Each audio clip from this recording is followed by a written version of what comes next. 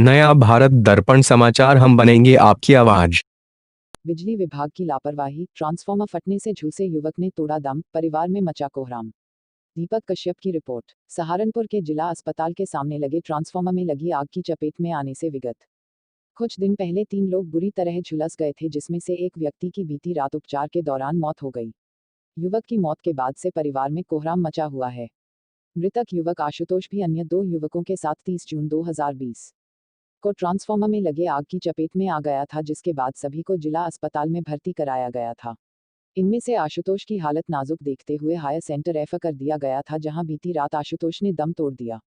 उसके बाद मृतक के शरीर को सहारनपुर लाने के बाद पोस्टमार्टम के लिए भेज दिया गया। मृतक के परिजनों ने पोस्टमार्टम हाउस पोस्टमार्टम कराने को मना कर दिया और मुआवजे की मांग की, और कई नेता और समाजसेवी ने मौके पर पहुंचकर इस हादसे की निंदा की। काफी मशक्कत के बाद बॉडी का पोस्टमार्टम हुआ। यहाँ ताज्जुब की बात यह है कि इतनी बड़ी घटना घटित हुई, लेकिन अभी तक न तो विभाग के किसी अधिकारी ने और न ही शासनिक अधिकारी ने किसी भी पीड़ित की सुध ली और न ही इस घटना का संज्ञान लिया है। जिस तरह यह घटना घटित हुई है, उसकी चपेट में और भी लोग आ सकते थे, जिससे एक बड़ा हादसा हो सकता है, जिसके पीछे बिजली विभाग की बड़ी लापरवाही सामने नजर आती है। अगर विभाग समय समय पर बिजली के ट्रांसफार्मर, लाइनों और उपकरणों की जांच करता रहे तो इस तरह की घटनाएं घटित न हो और लोग काल की गाल में समाने से बच जाएं। चंद्रमोहन शर्मा है और मैं आशुतोष शर्मा जो मृतक है उसका पिता हूँ। और मेरे परिवार में मेरी पत्नी, मैं, मेरा बेटा जो अब नहीं रहा, एक बेटा और है मेरा छोटा, और मेरे बेटे की पत्नी जो अब नहीं रहा, उसकी पत्नी और उसकी 5 साल की बेटी है। अब मेरी भी उम्र 61 साल है और मैं जो है इस उम्र में शुगर के कारण मेरी आंखों की रोशनी कम हो गई है, चली गई है। अब मैं काम करने में असमर्थ हूँ और मेरे परिवार के पालन पोषण में वही सब कुछ करता था, वही सब कुछ लाता था, वही सब कुछ देखता था। अब देखने वाला मेरा छोटा बेटा है, उसकी अभी इतनी आमदनी नहीं है जो पूरे परिवार का पालन पोषण कर सके।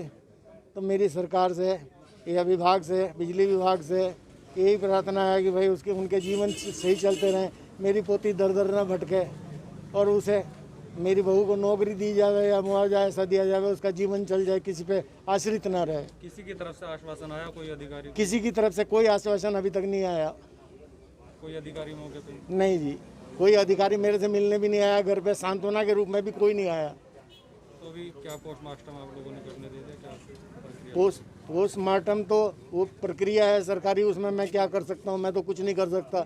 वहाँ से बॉडी रिलीज़ कराई, यहाँ के पुलिस वालों को दी और यहाँ के पुलिस वाले पोस्टमार्टम करा के हमारे हवाले करेंगे।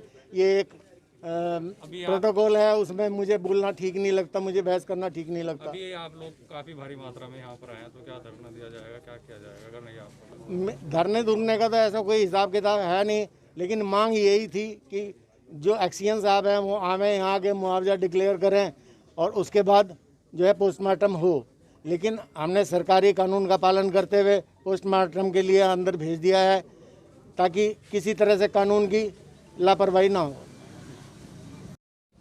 ये आशुतोष शर्मा हमारे शहर में नवयुवक की बिजली कंपनी के लापरवाही से जो ट्रांसफार्मर पिछले 20 दिनों में फूका, ये तो अपने गंतव्य स्थल पर अपनी मोटरसाइकिल से जा रहा था। ट्रैफिक में अस्पताल चौक पे जाम था, इतने में अचानक ट्रांसफार्मर फूकता है और उसकी वजह से उसके गर्म तेल से ये 90% बर्न हो जाता है। और बड़े ताज्जुब की बात ये हुई कि मोटरसाइकिल भी इसकी ध्वस्त हो गई, जल गई, और मोटरसाइकिल से उतरकर इमरजेंसी तक ये भागकर जली हुई स्थिति में गया। और चूँकि हेलमेट पहन रखा था इसलिए ये सिर और इसका फेस बच गया। वहाँ से इसे हायर सेंटर रेफ़र कर दिया गया। पिछले 20 दिन से इसका लगातार पीजीआई चंडीगढ़ में इलाज चल रहा था। कल रात इसकी दुर्भाग्यपूर्ण दर्दनाक रूप से मौत हो गई। निश्चित रूप से इस बात से पूरा समाज बहुत दुखी है। हम सब बहुत भारी मन से इस बात के साथ अपेक्षा कर रहे हैं कि इस मौजूदा सरकार को ये, क्योंकि मात्र इसकी उम्र 30 या 34 साल रही होगी, छोटी सी इसकी बच्ची है, वैवाहिक जीवन में पूरे परिवार का खर्चा किस तरह से चलाएगा? पहले ही ये स्वरोजगार में पार्ट टाइम जॉब करता था, अब किस तरह से बच्ची की पढ़ाई होगी, किस तरह से आगे के भविष्य है, उसकी पत्नी किस तरह से चलाने का काम करेगी? इस तरफ संवेदनशीलता के साथ योगी सरकार को सोचना चाहिए और उस बारे में तुरंत निर्णय लेना चाहिए। लोगों में गुस्सा है इस बात के लिए। हमारी मांग है कि उसकी पत्नी को सरकारी नौकरी दी जाए और उसी के साथ साथ एक समुचित मुआवजा इस पूरे परिवार को मिले, जिससे कि इस पूरे भविष्य में एक जवान मौत हुई है जिसे अपने पूरे परिवार का संचालन करना था। वो पूरा परिवार किस तरह से चलने का काम करेगा, ये अपने आप में एक बहुत बड़ी चुनौती का विषय है। मेरी अभी जिलाधिकारी महोदय से बात हुई, एग्जीक्यूटिव इंजीनियर अनिल कुमार अरोड़ा से बात हुई। जिलाधिकारी महोदय से को भी हमने इस बात के लिए आगाह किया कि इससे पहले कि यहाँ कोई और विस्फोटक स्थिति पैदा हो, शासन से बात कर आप समुचित इस बात के मुआवजा देने की घोषणा करें और इसकी पत्नी को सरकारी नौकरी में लेने की बात की जाए। अन्यथा ये गुस्सा बहुत ही विस्फोटक स्थिति में रूप ले सकता है। नौजवान मौत दर्दनाक रूप में शासन की लापरवाही से, बिजली विभाग की लापरवाही से हुई है। कहीं भी कोई भी व्यक्ति जा सकता है। ट्रांसफार्मर पूरे शहर में लगे हुए हैं, अगर इस तरह से ट्रांसफार्मर फूकेगा अभी और परिजन उसमें सारे पोस्टमार्टम हाउस पे हैं और पोस्टमार्टम नहीं होने दे रहे हैं, तो क्या इनको कुछ आश्वासन दिया गया अभी आप लोगों नहीं, हमारी अभी डीएम से बात हुई है और मेरी एग्जीक्यूटिव इंजीनियर से बात हुई है। डीएम ने कहा है कि मैं अभी बात करके बताऊंगा और हम ये उम्मीद करते हैं कि जल्द से जल्द वो इस पर एक माकूल फैसला लेंगे। इतना बड़ा हादसा हो गया है और कोई अधिकारी मौके पे नहीं आया है, इसको क्या कहेंगे? ये तो सरकार की संवेदनहीनता है कि इंसानियत और मानवता के नाते भी जो चीज़ें दिखनी चाहिए थी, आनी चाहिए थी।